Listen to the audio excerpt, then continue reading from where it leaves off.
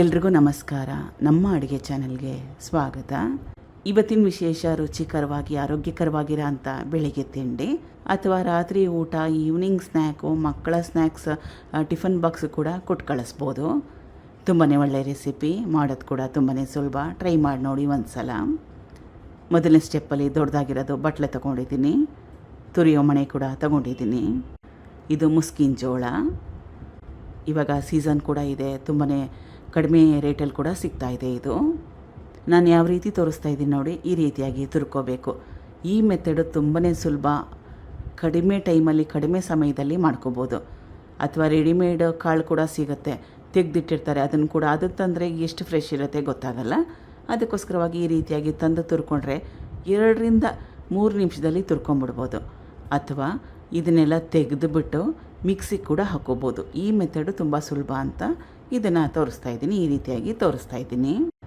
ಈಗ 2 ಮುಸ್ಕಿನ ಜೋಳನ ತುರಿದಿದ್ದಾಗಿದೆ. ಮುಂದಿನ ಸ್ಟೆಪ್ಪಲ್ಲಿ ದೊಡ್ಡದಾಗಿರೋದು ಬಟ್ಲೆ ತಗೊಂಡಿದ್ದೀನಿ. ಇದು ತುರಿದಿಟ್ಕೊಂಡಿರೋ ಮುಸ್ಕಿನ ಜೋಳ. ಕಡಲೆ ಹಿಟ್ಟು ಸುಮಾರು ಒಂದು 50 ಗ್ರಾಮ್ಸಷ್ಟು. ಇದು ಅಕ್ಕಿ ಹಿಟ್ಟು. ಸ್ವಲ್ಪ ಅಕ್ಕಿ ಹಿಟ್ಟು ಹಾಕೊಳ್ಳೋದ್ರಿಂದ ಕ್ರಿಸ್ಪಿನೆಸ್ ಬರುತ್ತೆ, ಒಂದು ಕರೆಕ್ಟಾಗಿರೋ ಟೆಕ್ಸ್ಚರಲ್ಲಿ ಕೂಡ ಬರುತ್ತೆ. ಕಡಲೆ ಹಿಟ್ಟಿಗೆ ಬದಲಾಗಿ ಸಂಪೂರ್ಣವಾಗಿ ಅಕ್ಕಿ ಹಿಟ್ಟನ್ನು ಕೂಡ ಉಪಯೋಗ ಮಾಡ್ಬೋದು. ರುಚಿಗೆ ತಕ್ಕಷ್ಟು ಉಪ್ಪು, ಸಣ್ಣದಾಗಿ ಕಟ್ ಮಾಡಿ ಇಟ್ಕೊಂಡಿರೋ ಒಂದು ದೊಡ್ಡ ಈರುಳ್ಳಿ, ಕೊತ್ತಂಬರಿ ಸೊಪ್ಪು 1 ಹಿಡಿಯಷ್ಟು, ಹಸಿ ತೆಂಗಿನ ತುರಿ ಒಂದು 3ರಿಂದ 4 ಚಮಚದಷ್ಟು, ಹಸಿರು ಮೆಣಸಿನ್ಕಾಯಿ, ಸಣ್ಣದಾಗಿ ಕಟ್ ಮಾಡಿ ಇಟ್ಕೊಂಡಿರೋ ಟೊಮೆಟೊ. ಇದಕ್ಕೆ ನಿಮಗೆ ಯಾವ ತರಕಾರಿ ಇಷ್ಟ ಆ ತರಕಾರಿನ ಹಾಕೋಬೋದು. ಎಲೆಕೋಸು, ಕ್ಯಾಪ್ಸಿಕಮ್ಮು ಎಲ್ಲ ಹಾಕೋಬೋದು. ಈಗ ಸ್ವಲ್ಪನೇ ನೀರನ್ನ ಹಾಕ್ಕೊಳ್ತಾ ಬೋಂಡಾಗೆಲ್ಲ ಕಲಿಸ್ಕೊಳ್ತೀವಲ್ಲ, ಆ ಹದದಲ್ಲಿ ಕಲಿಸ್ಕೋಬೇಕು, ಆ ಕನ್ಸಿಸ್ಟೆನ್ಸಿಯಲ್ಲಿ ಕಲಿಸ್ಕೋಬೇಕು. ಕಲಿಸ್ಕೊಂಡಿದ್ದಾಗಿದೆ ನೋಡಿ, ತೋರಿಸ್ತಾ ಇರೋದು ಪರ್ಫೆಕ್ಟಾಗಿರೋ ಕನ್ಸಿಸ್ಟೆನ್ಸಿ. ಹಿಟ್ಟನ್ನ ರೆಸ್ಟ್ ಮಾಡೋ ಅವಶ್ಯಕತೆ ಇಲ್ಲ, ತಕ್ಷಣವೇ ಮಾಡ್ಕೋಬೋದು. ಹೆಂಚಿನ ಕಾಯಿಗೆ ಇಟ್ಕೊಂಡಿದ್ದೀನಿ. ನಾನು ಉಪಯೋಗ ಮಾಡಿರೋದು ನಾನ್ ಸ್ಟಿಕ್ ತವಾ. ಹೆಂಚು ಚೆನ್ನಾಗಿ ಕಾದಿದೆ.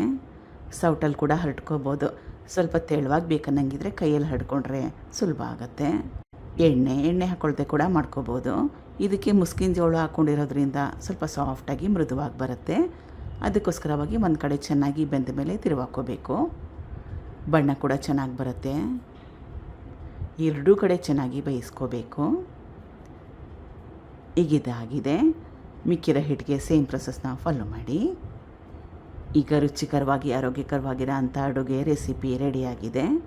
ಸೈಡ್ ಡಿಶ್ ಅವಶ್ಯಕತೆ ಏನಿಲ್ಲ.